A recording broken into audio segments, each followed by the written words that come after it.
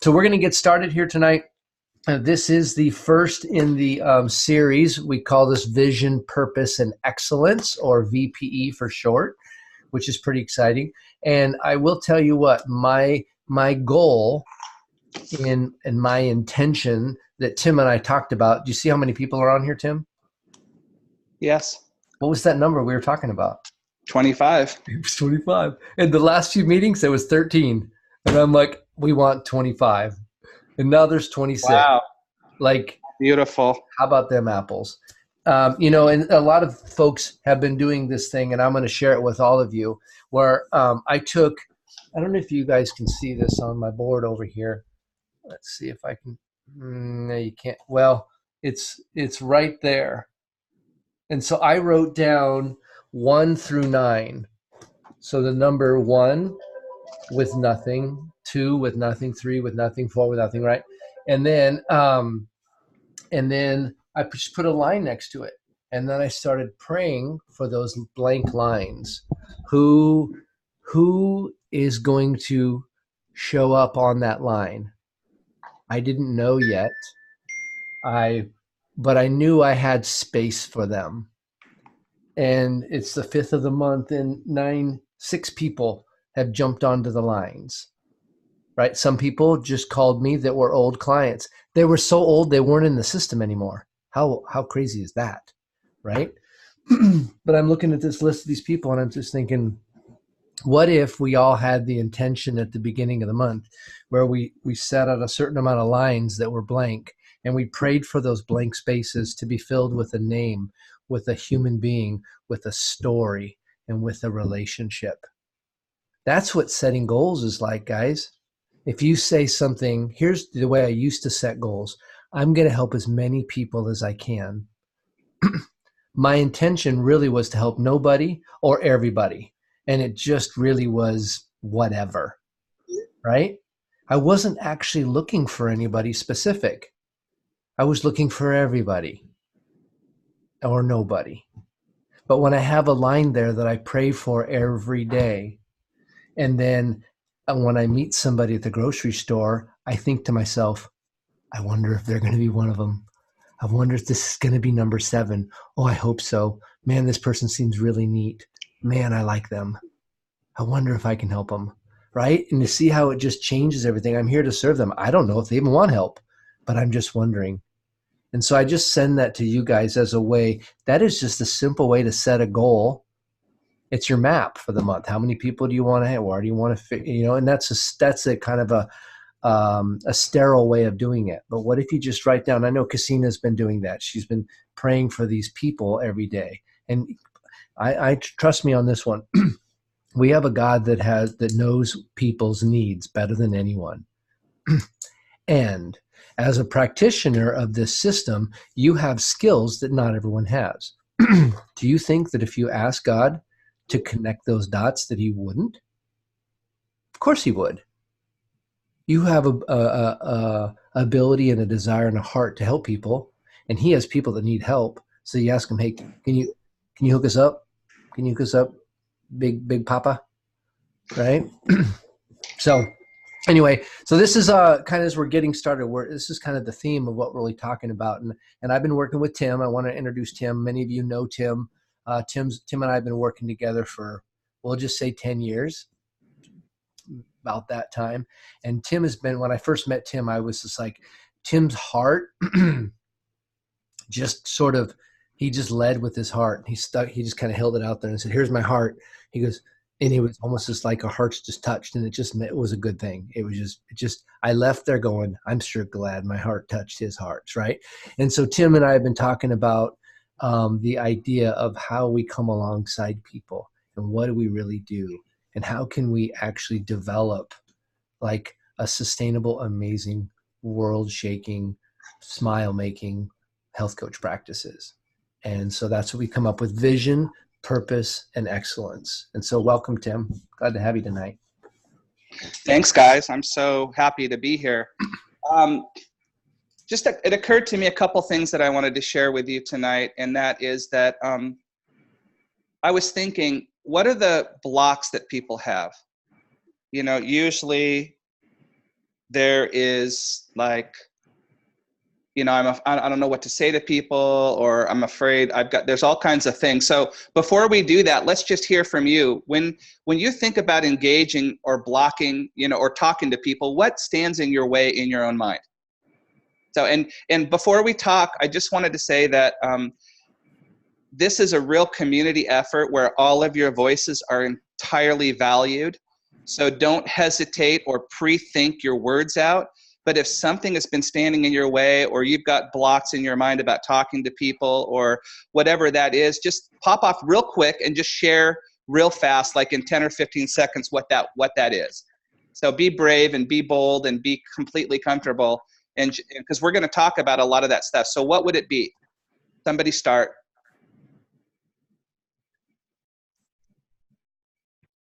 Go ahead. Go for it.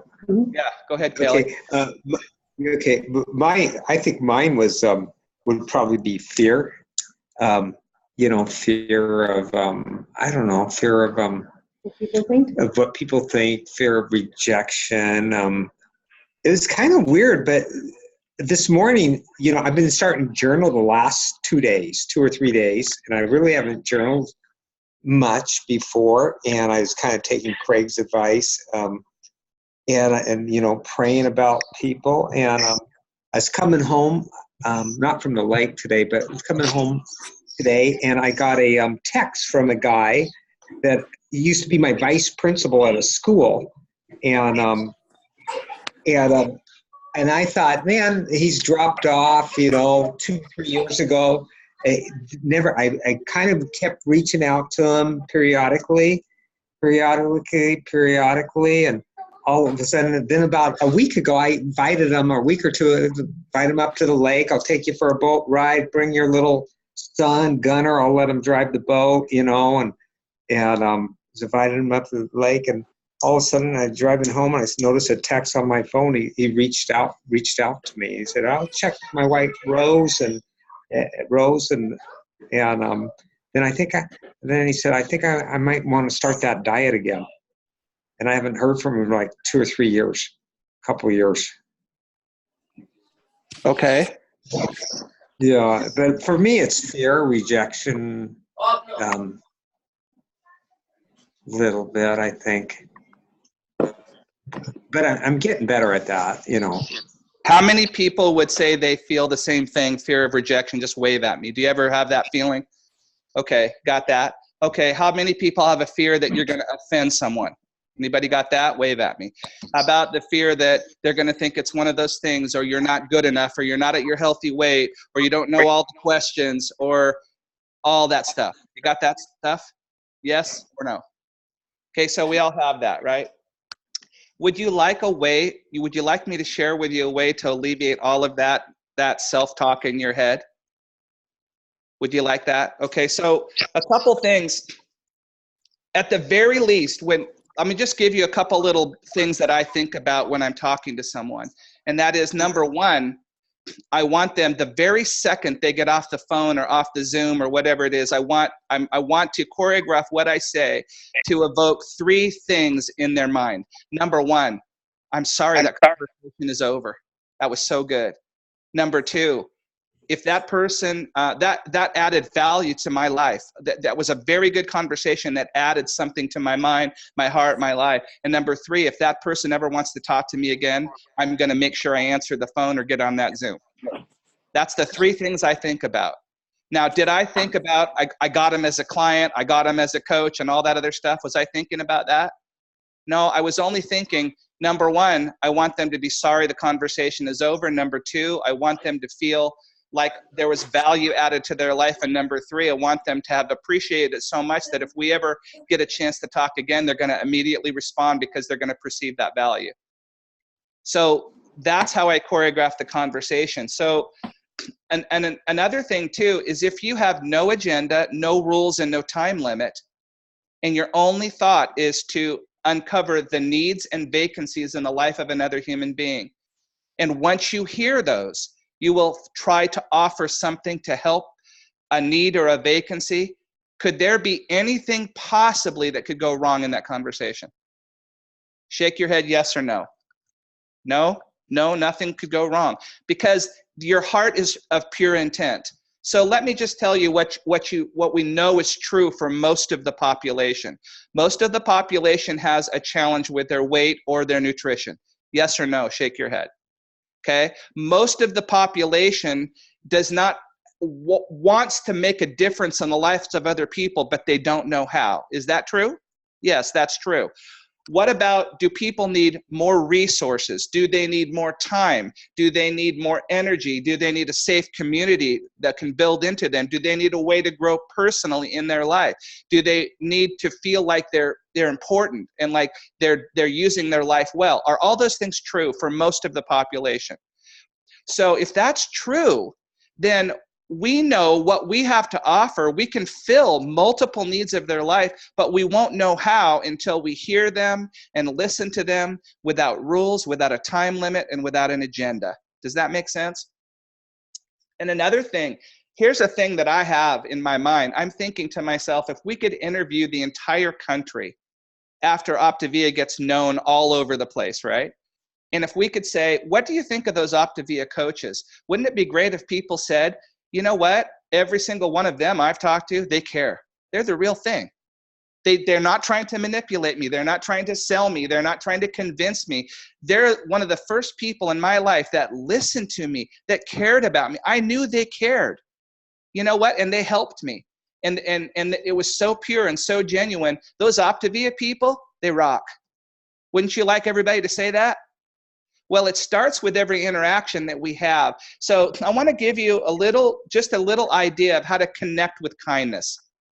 You know, there's not enough. How many people would believe that there's not enough kindness in the world?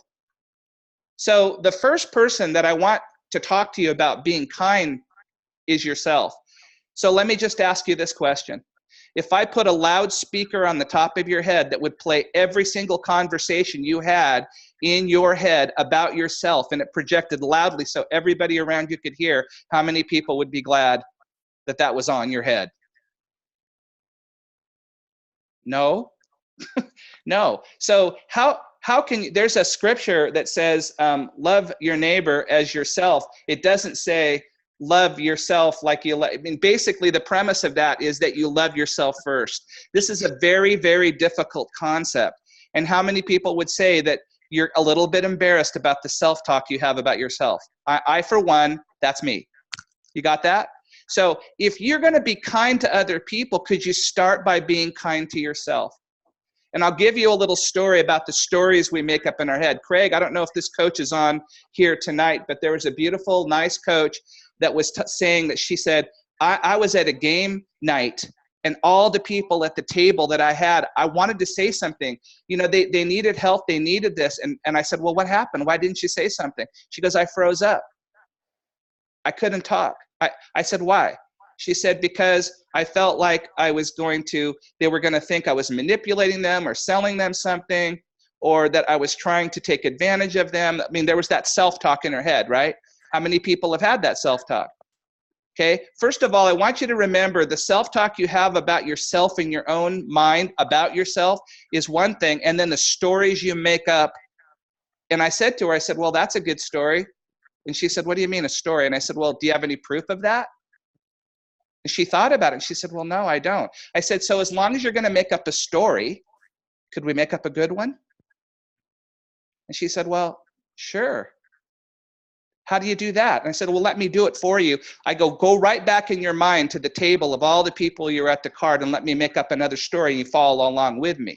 I said, so here's the story. My goodness, that lady was so kind to me. She listened to me. She asked questions. She cared about my life.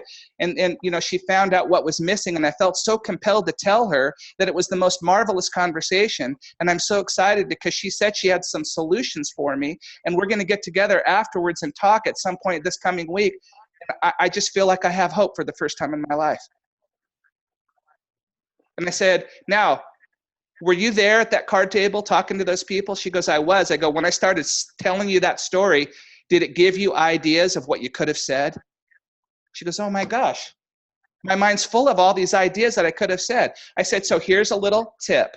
Next time you're going to make up a story, make up a good one. Next time you're going to talk about yourself, be kind to yourself. Next time you're going to have a story that's, all this stuff that's creating emotion in your mind and all this stuff, I said, as long as you're going to make up a story, make up a good one. Does that make sense to all of you? You know that your mind, you can control your mind. Your mind does not have to control you. So one thing I want to talk about tonight is really quickly is kindness, and how important is kindness. So I chose a doctor that is in the same field, same expertise as Dr. Anderson. He's a brilliant critical care surgeon. He's brilliant at saving your life when you get into a bad situation. And he's done it for years. And he also is an expert at the exercise that Craig is doing, which is this major slow movement. Like 12 minutes a week, 1 day a week can get you more than going 3 or 4 times of exercise to the gym every week. It's pretty brilliant stuff that he does. And he's about preventative medicine. He's about being on his A game to save people's lives. And he did a seminar where he talked about the 12 things that you need to watch out for. So like 12 of the top things that he sees people in his emergency room dying from. And then in the end, he has a special thing. He says, this is the most important one of all. And Craig's going to show that video right now about, and that's why I wanted you to understand why we're showing you this video. Is number one, he's in the same field as Dr. A. Number two, he's passionate about nutrition and health, so much so that I don't know why he's not a coach for us. And, but he's got a really kind heart. So maybe Craig can pull that video up and share that. And lastly, be nice. And what I meant to put on this slide, and somehow nice came out, was be kind. How many of you have ever been in the presence of someone that has actively died? 1, 2, 3. You're very privileged. Okay. I have been in the presence of people that have actively died tens of thousands of times. This ugly mug has been the last thing that more people have seen on the face of this earth than I even dare to think about. Okay? Being kind is the most important thing for your health. It's the most important thing for you as an individual. It's the most important thing for our society. People talk about capitalism being dog eat dog. It's bullshit. The essence of capitalism is kindness. And the essence of kindness is you do not initiate force against anyone. That's the essence of kindness. When I went down to Starbucks and I ordered a Grande Americano, the lady said, that'll be $2.63. She swiped my credit card, she gave me coffee. I said thank you, she said thank you. She wanted my money more than she wanted the coffee, I wanted the coffee more than she wanted her money. Mutually beneficial trade is kind. You want to be kind. You want to be kind in every realm. One of the biggest dangers with kindness is Dave talked about our forebrain, and Greg talked about this huge forebrain that we have. It's very important for communication. And it's what's lacking when you communicate over the internet or over the cell phone or by text messaging. There's a very strange version of stroke called abulia. When you have a stroke in the frontal lobe of your brain, I can walk up and talk to the patient, I speak to them, and they just look at me with this deadpan face, and their answer doesn't come out till 10 to 15 minutes after I ask the question. But I can give them a cell phone and call them, step outside the room, and get a complete history from them, because they're communicating in a mechanism that does not involve facial recognition and the prefrontal lobes of the brain. Okay? Realize that when you're communicating over the internet and when you're flaming someone on the internet and you're getting in these little pissing matches, that you're not engaging your frontal lobe. You're saying things that you would never say to someone's face because you know damn well you're likely to get punched or killed.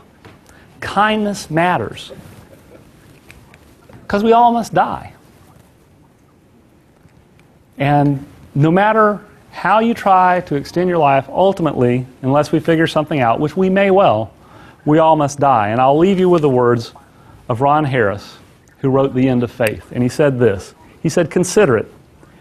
Every person you have ever met, every person you will pass in the street today is going to die.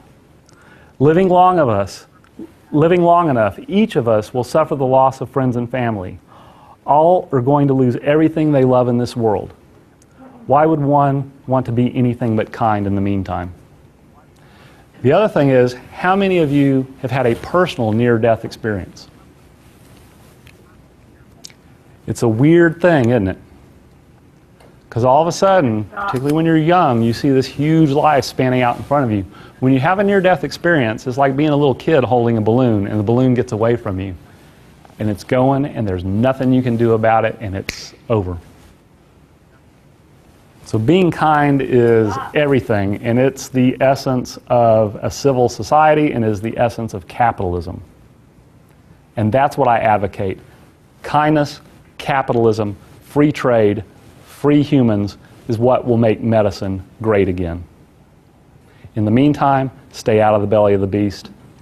I thank you for your attention. I will answer questions on any topic, whether it be medicine.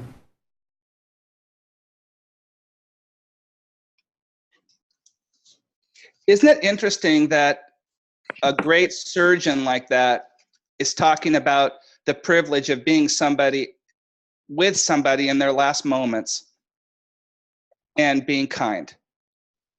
And he was talking, one of his top 12 things is emotional things that cause you trauma. You need to get rid of those because they will kill you eventually, so that it all comes back to kindness. I mean, there were serious things like don't get on a ladder, don't get on a four-wheeler, stuff like that.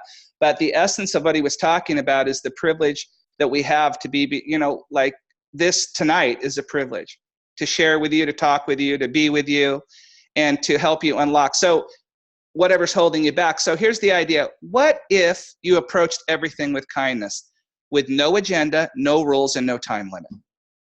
And all you were doing was looking to initiate a conversation with another human being to basically uncover needs and vacancies of their life and offer to fill them in some way that's kind.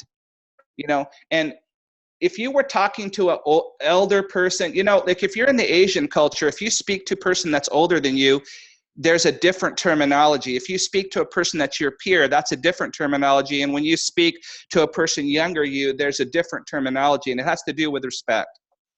But, as far as I'm concerned, I just take that to an American philosophy, which should be, we should be kind to everybody, all the time. But when you're talking to a little child, don't you get down to their level and talk to them in the way they understand? And when you're talking to an older person, don't you give respect and kindness and let them be who they are? I mean, can I just ask you, could anything wrong happen in a conversation where there was no time limits, no rules, no agenda? You only were looking to initiate that out of kindness to uncover needs and vacancies in the life of another person. And when you found them, the conversation would tell you what to say, and then you could feel so comfortable to say it, and there's seamless transaction going on between the two of you. It is two hearts connecting, and you know how fast it can happen? It can happen in a blink of an eye. And I'm going to give you a little bit of a choreography now, but I'm going to give you an example. I was having dinner at convention. I think, let's see, there was a lot of people at the table, but Kim and Daniela were there. And there was this very nice server serving. And, there was 11,000 people there, so there was a lot of people being served. And you can imagine, if you've ever been a server, it can be stressful, right? When you're in those people and, but I saw her be kind. I saw her be attentive. I saw her be on her A game. I saw her have grace. And I thought, I wonder if that young woman knows that she has grace on her. So when at the end of the meal, I said, excuse me, can I just say something to you? And I stood up and she came over to me. And I said, I've observed you this whole entire evening. We've been here about 2 hours. I've observed you the entire time, and I want to say something to you. I said, do you know that you have a grace on you? I say, everything you've done is graceful. There's grace on you, the way you care, the way you write on your ticket book, the way you're doing everything. And I just wanted to know if you were aware of that. I'd like to know where that came from. And you should have seen her change. Her whole demeanor changed. Her smile just lit up on her face. Her shoulders relaxing. I said, did it come from your parents? Tell me about that. She goes, I think so. She says, my parents are from Trinidad. I grew up in New York City. And I said, do you like it in Orlando? And I said, tell me about your parents. And she began to tell me about her mother and father. Then she told me the difference between living in New York and living in Orlando. And I says, well, tell me, what's the dream of your life? And she said, I want to be a pediatric nurse. I'm going to school for that now. I love children. I want to make a difference in their life. And as we began to talk, I was able to share a few ideas with her. And then she basically told me out of her own heart, the greatest fear she had. And she goes, but I do have a fear, my greatest fear. And I said, what's that?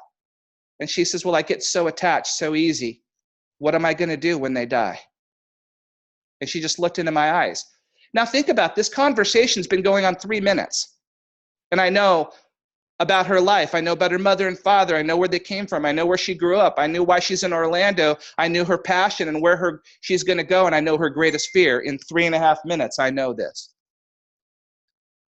And I said to her, you know, maybe your big heart and your love is built just to be there at that moment, to share that precious moment that we all will face. And the last face they'll see is kindness. And they'll understand that you love them. And it was like she relaxed. And it was a beautiful moment. Could I have easily got her phone number and her email and eventually talked to her about, yeah, I did that. I could have done that. But I didn't think that was necessary. And I wasn't sure if 11,000 people hadn't already done that to her, you know, but I thought maybe this was the moment where I was just supposed to be kind. But do you see how fast that happened? You know, when I say no time limits, time is a funny thing. You can spend days with people and not get to know them. You can spend 2 minutes and feel like you're connected and you've known each other all your life. But you can do that. All of you have that power inside of you to do that. Now, if 70% of America is overweight and everybody wants help, time, resources, and a way to make a difference and vision and purpose in their life, don't we have all that?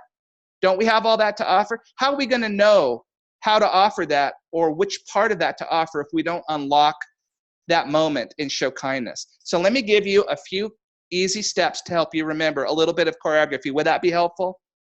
Okay, would that be? Shake your head so I can see you. Okay, so here it is. Number 1, notice.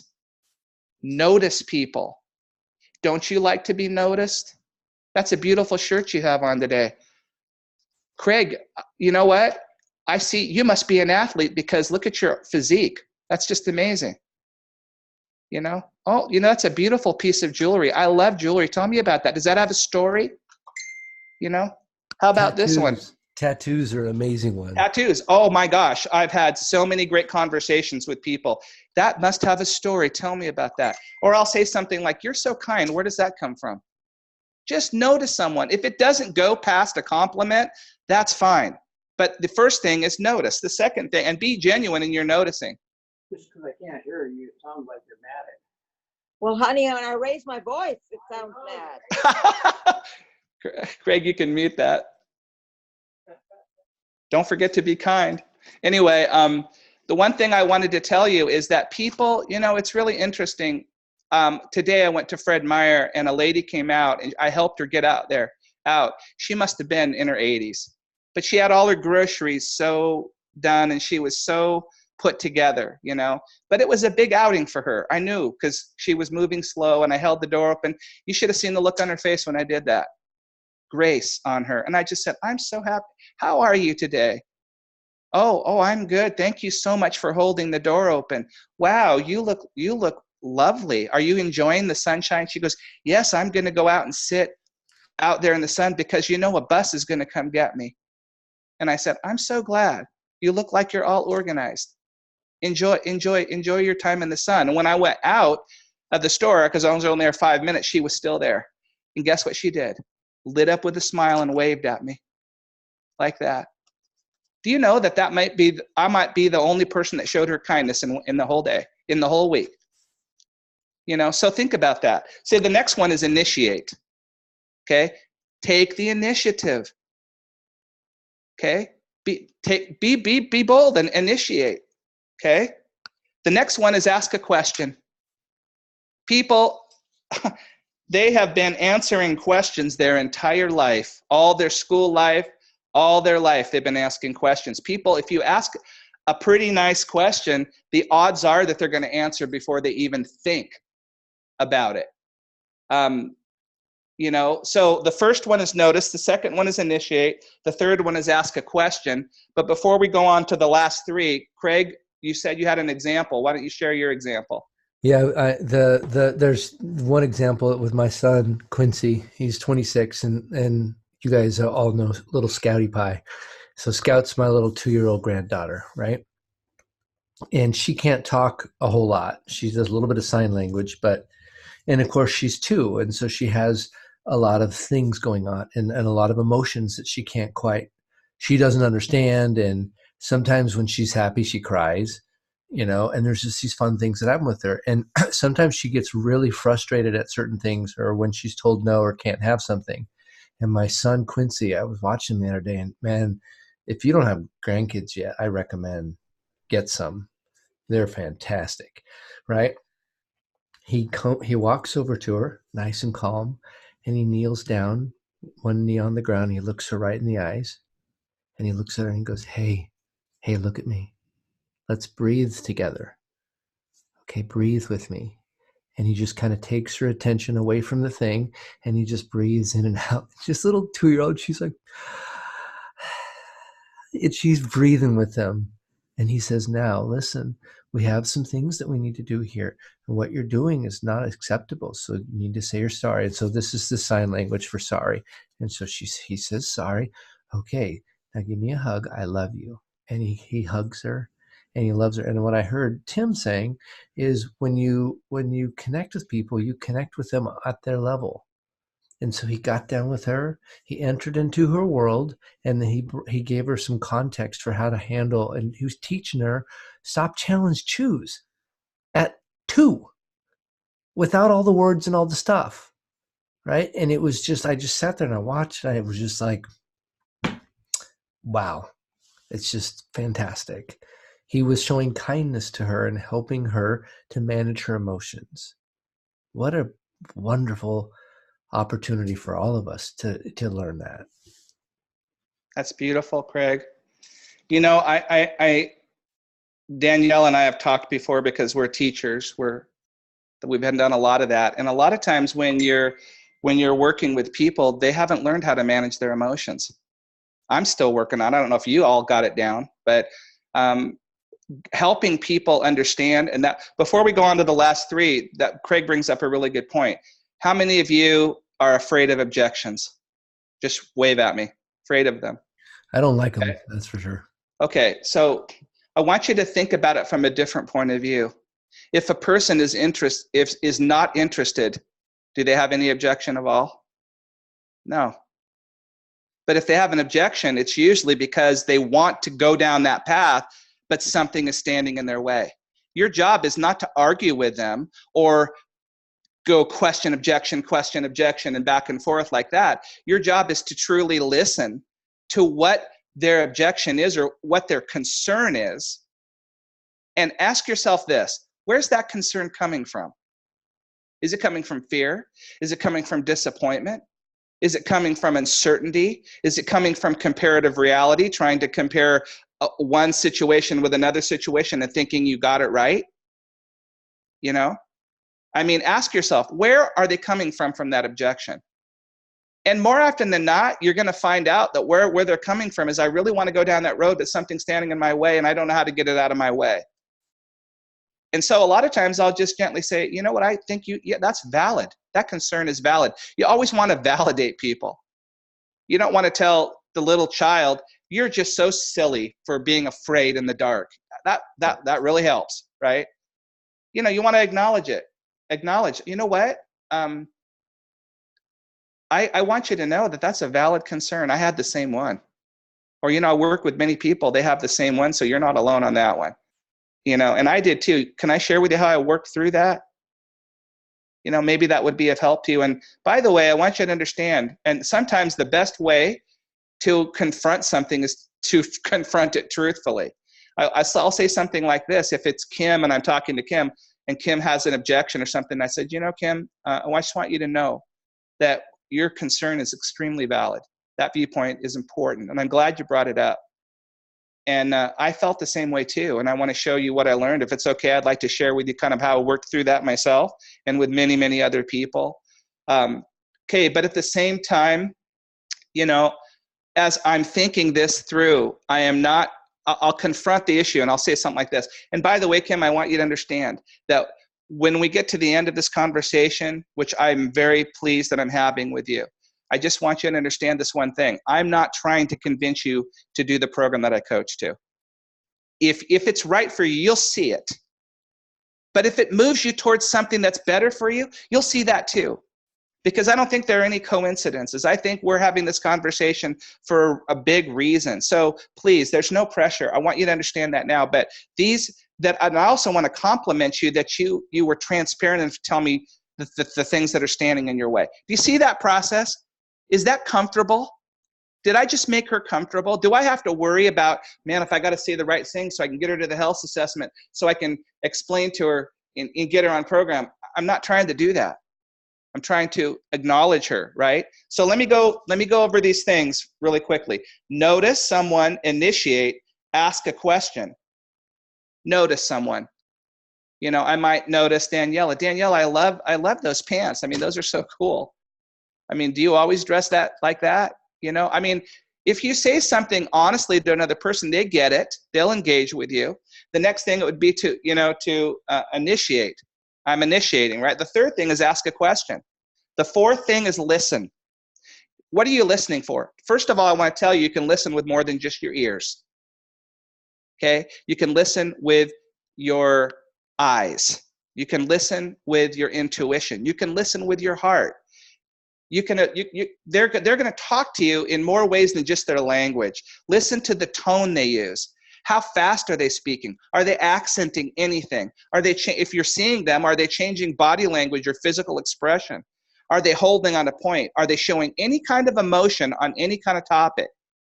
See, if you really, really listen, you're listening with more than just your ears. And I'll tell you what, when you listen to someone, I would encourage you not to pre-think what you're going to say, but truly listen to them. And if you need clarity, you can say something like this. Craig, what I hear you saying is this. I want to make sure I get this right. Is this the way you're feeling? Okay. Now, you see that? Now I've got clarity. So that's listening. The next one is to encourage. Be encouraging all the time.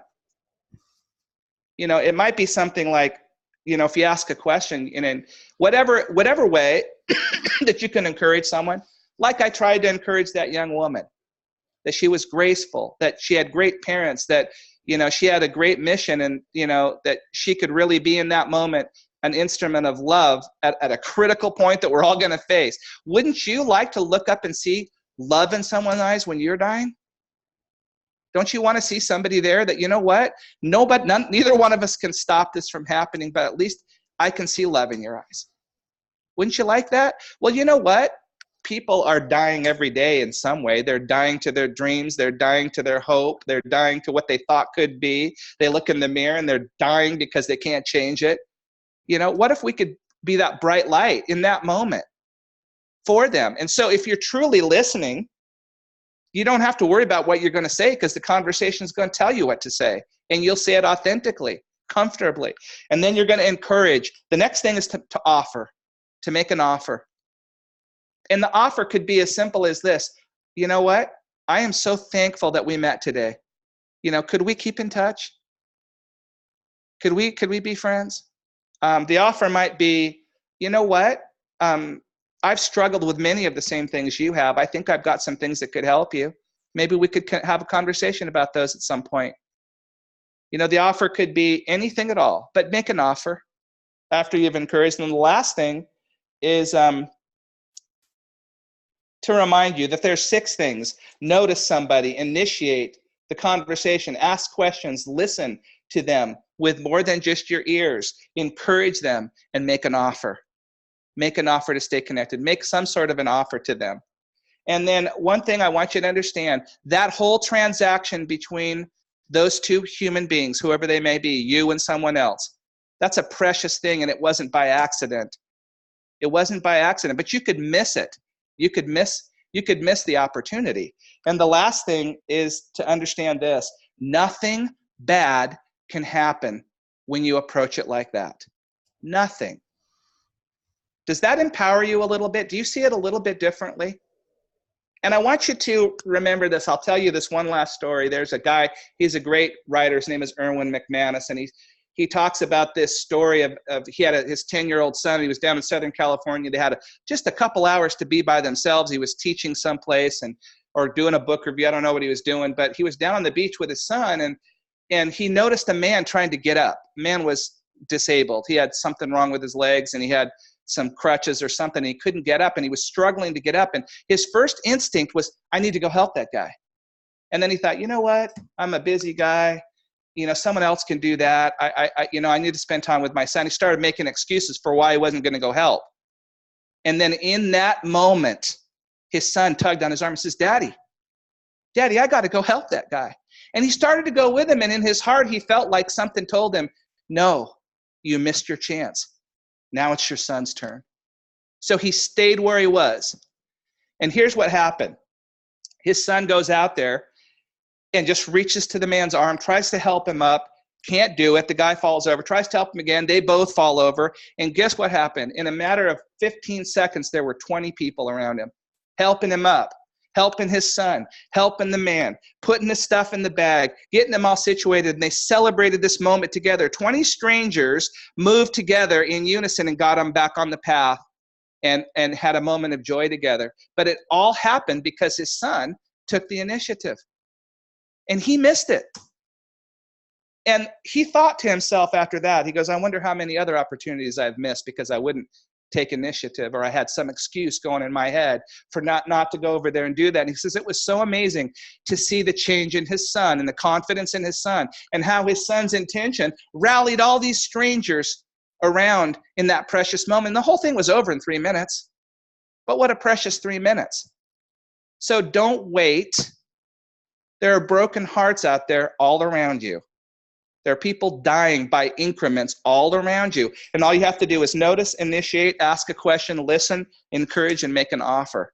And if we all did that this week, if we did 5 of those this week, everybody on this call, well, there's 29 people on the call right now. So let's say if we all did that this week, and we did that, right? We went out and did that choreography. That means that 145 people's lives would be changed.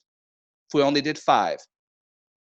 145 people would have met another kind person and something would have been uncovered. Do you think that there's a chance that you might meet somebody that needs to have someone listen to them, appreciates a compliment, appreciates somebody noticing, could reveal in that moment because there was trust, some needs and vacancies in their life, and that you could be bold with love and kindness and encourage them and maybe make that bridge? Does that seem doable to you?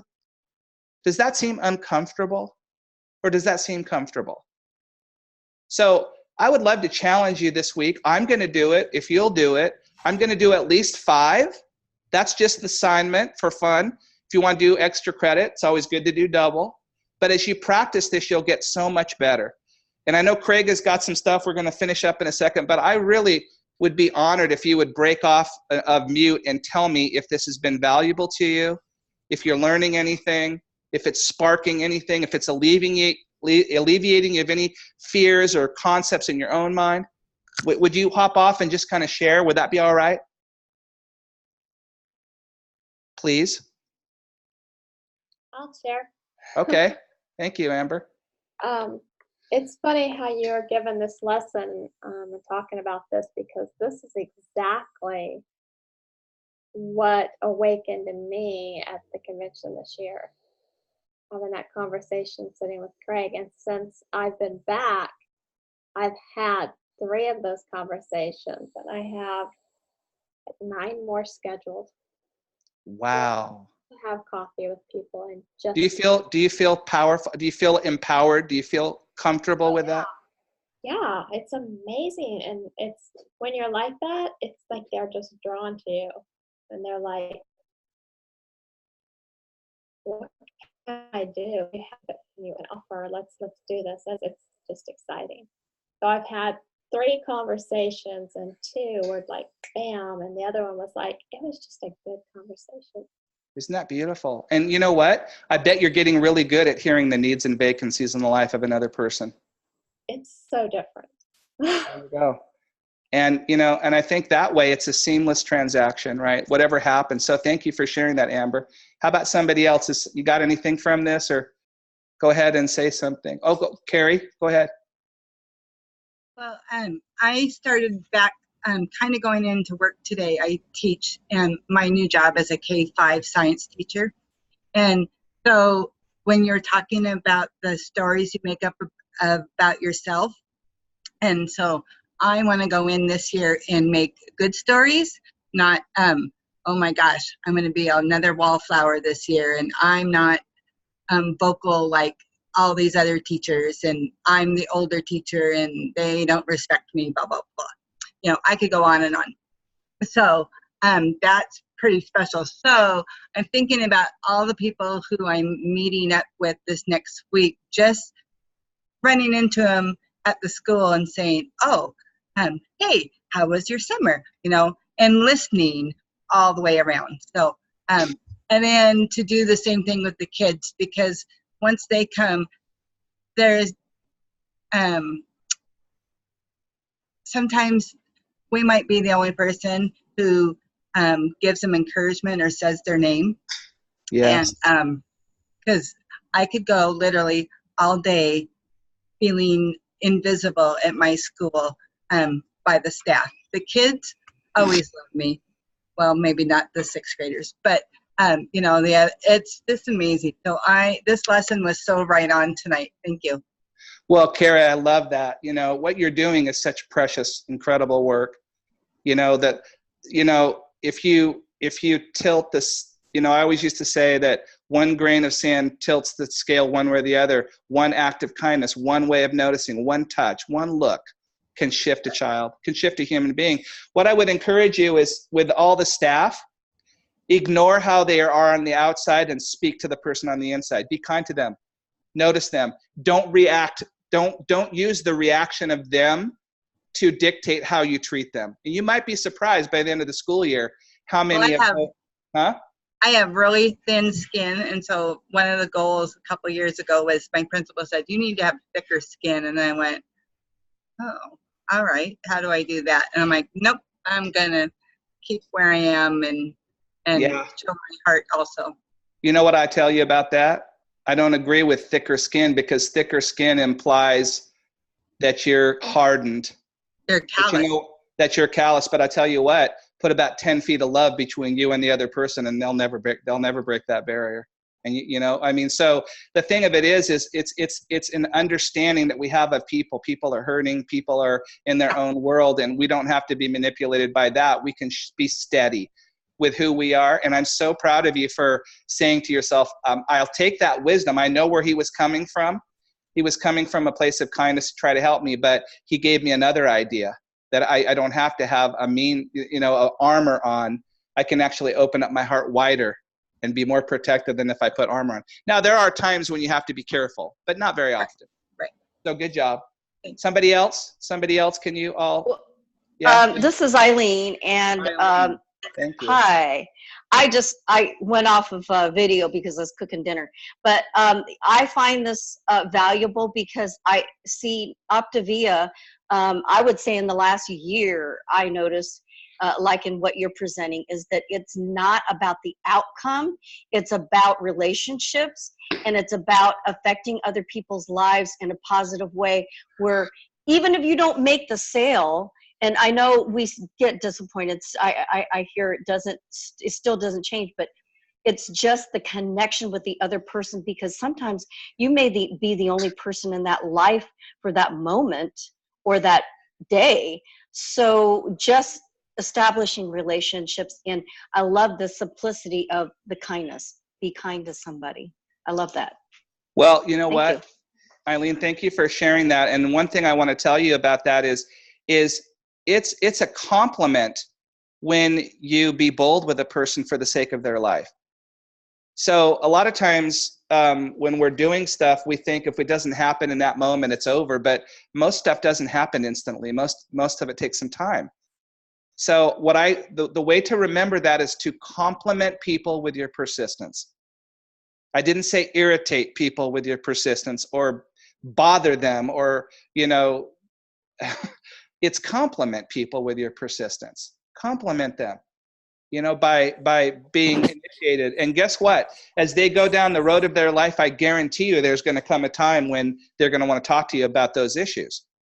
So someone else, we got a few more minutes and then Craig's going to finish up. Is someone else would be brave and come off and just share from your heart? Shirley, I think you've been waiting a while. Do you want to hop off mute? Yeah. Yeah. Take me off. You're good. You're off now. Hi. Okay, thanks. I want to say that you sort of gave me validation this evening, and I really appreciate the lesson. All along, we were taught to get them to the phone, and go to the health assessment, and I've been really frustrated with that. A week ago, I had a conversation with a lady. We scheduled it. We got on the phone call. I never one time said the words health assessment. I just didn't follow the normal path. It ended up being a really long, hour and 45-minute phone conversation, but it was all connection with our hearts. We may talk for the rest of our lives, whether she ever becomes a client, but that was the most easiest, smoothest conversation, and me gathering information from her throughout the call that basically filled out more than half of my health assessment, but that just wasn't the reason for the call. So thank you for the lesson tonight, and it just really gave my heart something to be happy about when I hung up the phone with that sweet little lady that day. Shirley, that's beautiful. I want to tell you something. Do you remember a while ago, I don't know if you were on when we had that video of the deaf percussionist, and she said her only job in life was to teach people how to listen? Did you see that? I did not. So look up on TED, how to listen TED Talk. And there'll be a blind percussionist that you'll see on there, or put blind percussionist, how to listen TED Talk, and you'll find it. And what she says, she plays a piece of music. She goes, I'm going to play this the way I'm taught, the way it says that I have to do it exactly. And she played it, and it was okay. And she said, my career would last about 5 years if I played it that way. She goes, now you're going to see the interpretation. And she plays, and it's so vastly different. It's incredibly powerful and engaging, and the whole audience erupts. And she says, now if I play it like that, my career will last a little longer. And she says, but here's what I had to do. In order to play it that way, I had to play what is not written in the music and what the teacher did not have time to teach me. So here's the one thing. We have the best training in the Miller Group that really anyone in all of Optavia has. But what's left up to us is to play it like it's music, not like it's technically correct.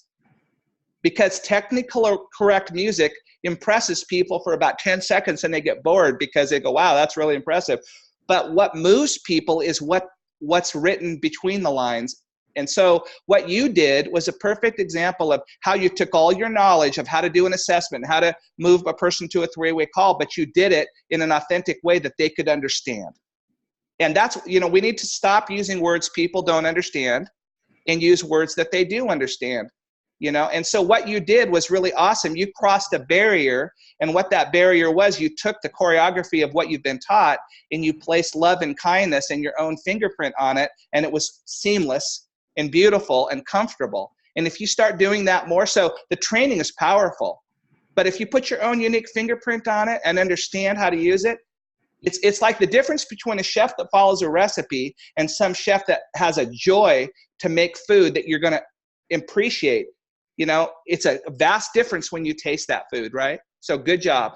Thank you. So we're basically kind of probably running out of time. Craig, you want to wrap this up or however you want to? No, I just appreciate this. And as I've been working with you, I've give yourself grace to become this person that you have a vision for what it looks like from this conversation. We talked about earlier being an author in our lives. And authorship takes time. It takes time to write a story. You have to come up with an outline and some ideas. This is going to be an adventure story or a drama story or a funny story. What kind of story is this story going to be? And as you're thinking about the story that you're writing for your life, what the future is going to look like for your life, you got to figure out some of the themes that you want in there, some of the outlines, some of the main topics. and give yourself time to listen for that and to write about that. And as you're finding your voice, I think if you start with your heart, your voice will follow. I just believe that with everything in me.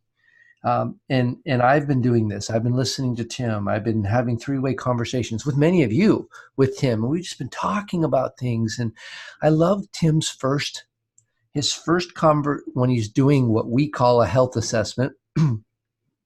He says these simple words. So tell me what's going on with your life and your health. That's it. And I'm thinking, how beautiful is that? Tell me what's going on with your life and your health. And then he sits back and listens. And then he brings what they say, he casts some vision, and then he gets it right back to personal and shows them that it's possible for them. And you can do that. You can learn that. I'm learning that. I was talking with a lady, Patty. Patty just got back from Singapore. And she has a lady, her name's Gina. Gina looks like she's probably going to join us. You guys are going to love to meet Gina. Can't wait to introduce you guys to her. And Gina says, well, there's these people that have been coming to me and they've been talking to me about program.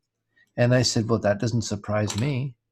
I said, if people, and I was encouraging her, why have people always come to you asking for something, asking for help, looking for encouragement? And she thought, she goes, yeah, I guess they have. I said, I don't know that I could teach you that. I'm sure glad you have that because it's sure a needed thing in the world. And guess what? We can show you some things that you can do to kind of help the structure, to move them forward in a predictable fashion. But you already have what you need. You have a heart for people and people are already coming to you. You've made yourself attractive. It's obvious because people are attracted. And so I wasn't, and this is something I heard Tim do many times. I'm not trying to compliment you. I'm trying to clarify what I see is true.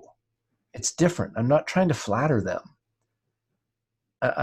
I'm seeing something and I'm saying, I see this. Does that ring true? And they nod their head. Oh yeah, I guess that is true. And that's what I call encouraging. They come away going, well, maybe that is true about me. Think of how many bad things we say to ourselves and how many bad stuff we hear out there.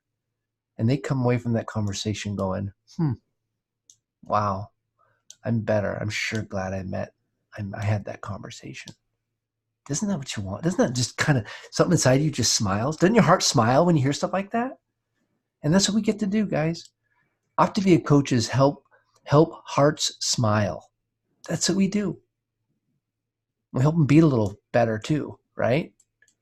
Help them, all that. So as we're thinking about this week, I was thinking about it, when you first learn to count, you learn to count in fives. It's pretty easy. 5, 10, 15, 20, right? And so let's see if we can have this kindness to 5 with 5 people. And if you want to jump for 10, you get some bonus points for that. Wouldn't that be great?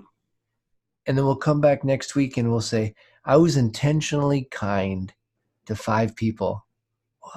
What would the world look like if we all did that? Oh my goodness. So I want to thank you, Tim, for your time. For all of you that know, we've got Wednesday night Habits of Health. We're going to go through the first element there. And then for those of you that you were at convention, of course, 10 o'clock on Fridays, we're doing a what we call the Convention Accountability Crew. And if you weren't at convention, but you would like someone to, Scripture says that we're supposed to bear our own load, except for a time when the burden is too great. Then we're actually supposed to share the load. And so when you're learning a new thing like this, if the burden is too great, there's people here that have broad shoulders that can help share that burden. And so if you would like some accountability, if you would like someone to partner with you, if you'd like to say, this is what I intend to do, but I want to make sure I do it, so can you check in with me? Can we have a check-in? Then talk with your mentorship, because we'll do that for you. Of course we'll help you win. Of course we will.